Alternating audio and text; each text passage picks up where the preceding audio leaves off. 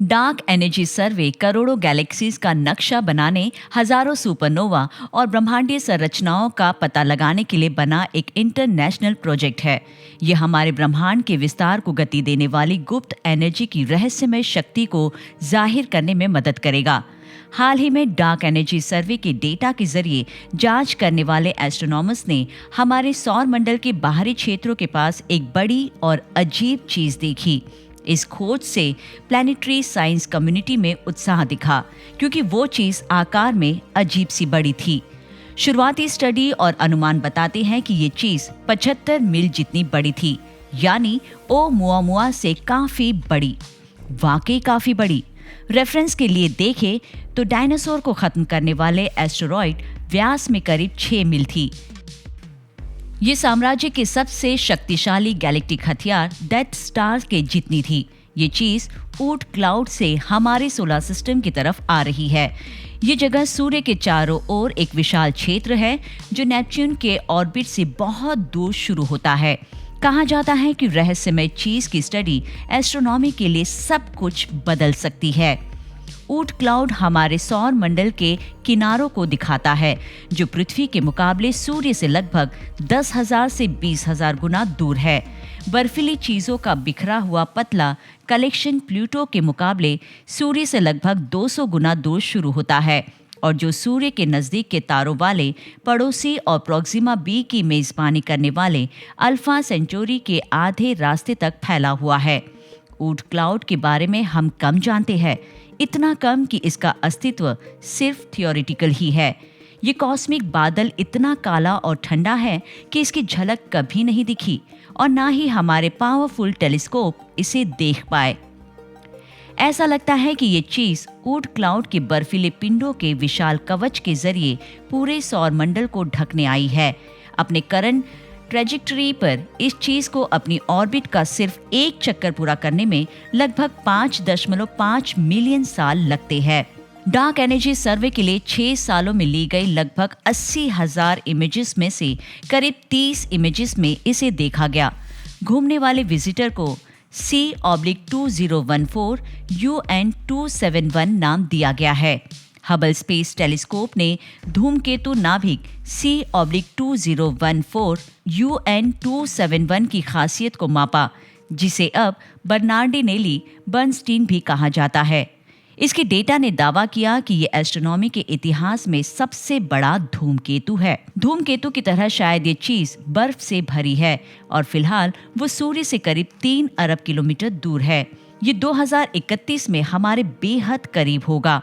तब ये शनि के ऑर्बिट के पास सौर मंडल के तल के नीचे मौजूद होगा। C/2014 UN271 में इंटरेस्ट की ये एक वजह है कि ये संक्रमण चीज का कुछ हो सकता है। एस्ट्रोनॉमर्स का मानना है कि कई लंबे वक्त के धूमकेतु जो कभी कभी चमकीली पूंछ के साथ दिखाई देते हैं, असल में ऊट क्लाउड से आते हैं। सूर्य के पास घूमने वाले तारे इन चीजों को अपने से दूर धकेल सकते हैं। वे इस पर लगातार अंदर की ओर से काम करते हैं। विशाल ग्रहों के गुरुत्वाकर्षण के साथ जब तक वे रहते हैं, तब तक हर सफर पर अपना रास्ता बनाते हैं, जहां आज हम उन्हें देख पा रहे हैं। क्वींस यूनिवर्सिटी बेलफास्ट के काइपर बेल्ट और ऊट क्लाउड एक्सपर्ट मैक श्वाम बताते हैं कि सच्चाई ये है कि ये सूर्य से इतनी दूर मौजूद हो, जो शायद ये बताता है कि उसने ऐसा कई बार किया है, लेकिन अभी भी लंबे वक्त का धूमकेतु बनने की प्रक्रिया में है, जिसे हम जानते और प्यार करते हैं।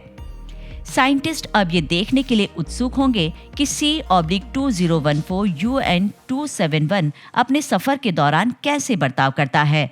वेरिसी रूबिन ऑब्जर्वेटरी 2023 में चिली से वस्तु का अपना ग्राउंड ब्रेकिंग सर्वे शुरू करने वाली है। रूबिन ऑब्जर्वेटरी इमेजिंग के साथ हर 3 रातों में एस्ट्रोनॉमर्स को एक असरदार फिल्म मिलेगी, जो बताएगी कि ये चीज एक दशक में कैसे विकसित हुई।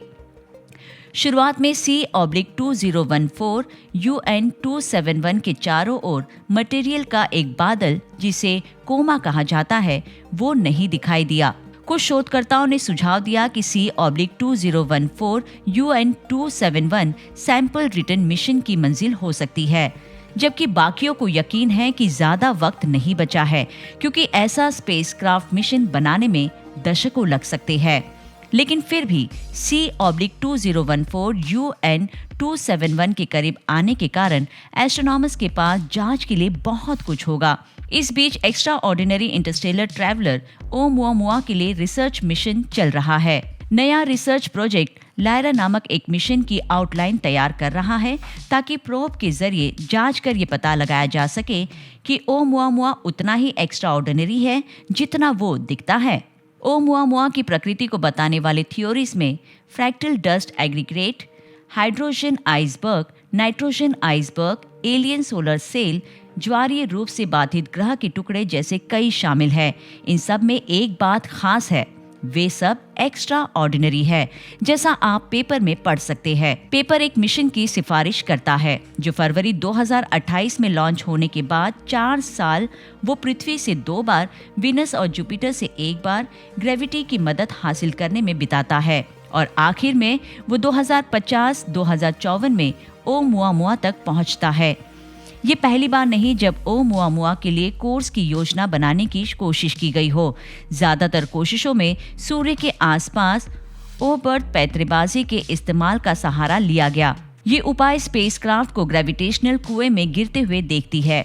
जैसे ही ये गिरता है, ज्यादा एक्सेलरेशन जोड़ने के लिए ये अपने इंजन्स का इस्तेमाल करता है। इससे ये नुकसान है कि सूर्य के खिलाफ जांच की रक्षा के लिए बड़े ढाल की जरूरत होगी। बजाय इसके प्रोजेक्ट लायरा जुपिटर के चारों ओर एक ओबिरत पैतरेबाजी करता है।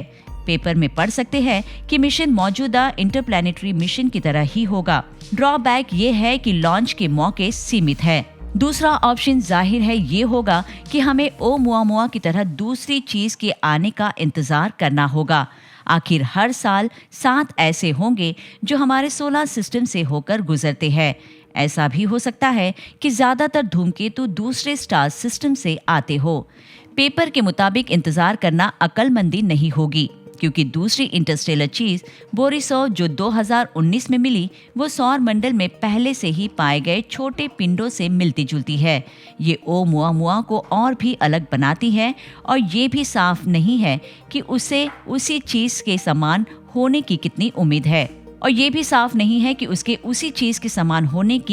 उम्मीद है इस तरह के वेंचर से संभावित साइंटिफिक रिटर्न इसे एक अचूक मौका बनाता है। चूंकि रहस्यमय यात्री मौजूदा टेलीस्कोप की सीमा से बाहर है, ऐसा लगता है कि इसके बारे में कुछ भी जानने के लिए एक ही तरीका है, वो है इसके पीछे जाना। आपको क्या लगता है? अपनी राय कमेंट कर हमें जरूर बताएं। विज्ञान से जुड़ी ऐसे ही इंटरेस्टिंग खबरों को जानने के लिए हमारे चैनल विज्ञान 360 को सब्सक्राइब करें और बेल आइकन को प्रेस करना ना भूलें।